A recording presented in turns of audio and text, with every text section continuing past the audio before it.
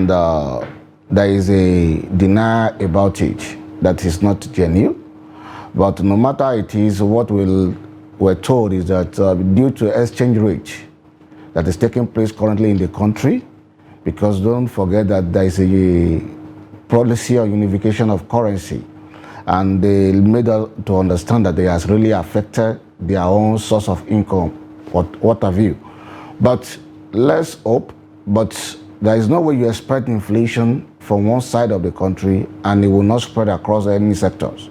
So I believe we should not just fold our arms. They deny that it's not true, but maybe they are testing the waters to see the reaction of the people. Absolutely. Talking about testing the waters. In the last 8 years or thereabouts, we've seen about 168% increase in tariff, especially for electricity. Do you think Nigeria are actually ready to pay more, given the fact that already they are actually facing some pains right now following the removal of subsidy and, of course, exchange rate unification? To be sincere with you, Nigerians are not ready to pay more. Because it's not even about increasing the tariff. What about the stability of the electricity? Are they getting value for what they are paying for? That's number one. Number two, we all knew what is happening currently in the country on fuel subsidy. People are already crying. People are already shouting, and we must listen to the yearning of the people. That's very important. That's what they call governance. Governance is about listening to your people and try to see how you can bring something that will not make them to be overreacted, because we are all human. So we don't expect it to happen. But nevertheless, if it do happen, I've said it time without number that federal government should quickly see how to subsidize that sector as a matter of urgency. The federal government need to subsidize the power sector. I don't know how they are going to do it. Either they are going to bring more of renewable energies, either they are going to look for alternative way, or they are going to reduce or do something about electricity generation. Because if these go high as well with the fuel subsidy issue, man, we need to tell the federal government that is not the best way to go. We just advise they should keep talking to these people. If I thought they have the motive or they did not have the motive, let them get in touch with these people, because I will not deceive you, Nigerians are complaining. Indeed, Nigerians are complaining. They are not smiling at all. Yeah. Things are indeed not really rosy for Nigeria right now. But again, there is a saying, a report here that over 100 countries around the world offer cheaper electricity than Nigeria. In other words, they are actually paying less. Is it that we are not taking advantage of the infrastructure we have to generate electricity?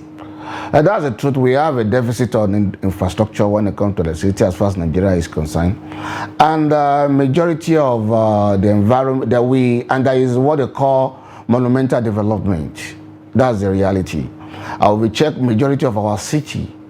We're talking about Lagos, you're talking about Port Harcourt, you're talking about Abuja. You will discover that it's not the same geographical location you used to know that we are in currently. People are now started moving from urban area to the rural area, to the extent that more real estate people are open up some areas that we don't even think that there's going to be development there. It's a good thing. But the problem we have in this country is that we don't plan for growth.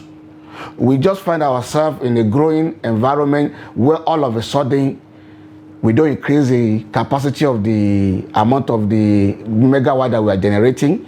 The transformer they are using in those areas are not being upgraded, or more are not being supplied, so that they can fit into the reality of the day. So as we are expecting more growth in our society, we're supposed to be growing in infrastructure, in electricity. So there's a deficit of infrastructure, no doubt about that. And the best way to go now is to start talking about renewable energy. That's true, because if we don't talk about it, and thank God that the federal government have signed dissolution of electricity into law, in the extent that state can generate their own electricity, private citizens can generate their electricity, community can generate their electricity. So the bottleneck has been removed. But nevertheless, as long as the bottleneck just removed, that does not mean the implementation will start happening overnight. Dr. Larry, the president did say yesterday in Ogun State that, of course, he's told Nigerian again, as usual, to be patient, to make some sacrifices.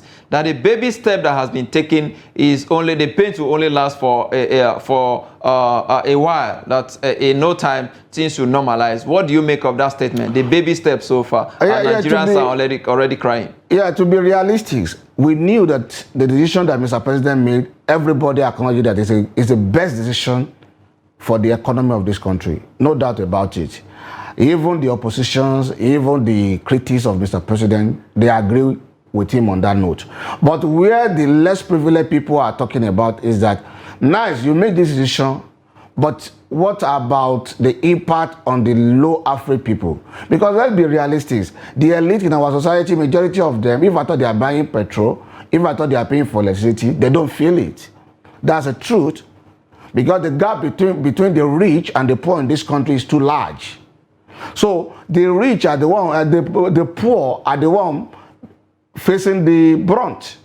Now, they are not against the policy, but they're only saying that give us something that we can rely on for the meantime, so that we will not just be living on hope.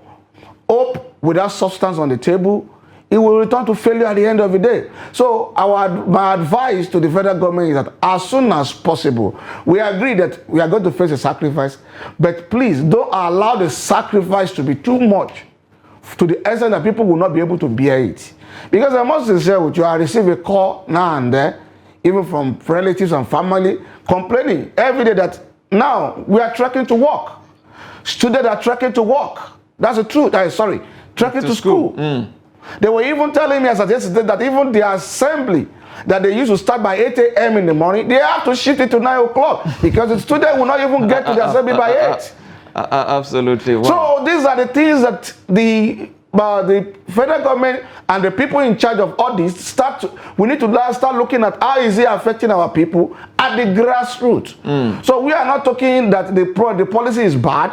Thank you for that policy. Everybody know it will open up economy of Nigeria, good. Absolutely. But our people must not die before the implementation. Absolutely. I must thank you, Dr. Larry Oluwaniyi, very passionate, a lover of Nigeria, of the masses, always passionate whenever he's talking about issues concerning Nigerians. I must thank you for your time on Business Daily today. Thank you very much. Yeah, well, with that is a wrap on the show today. Join us again on Monday for a fresh edition. I am Yusuf Akogu.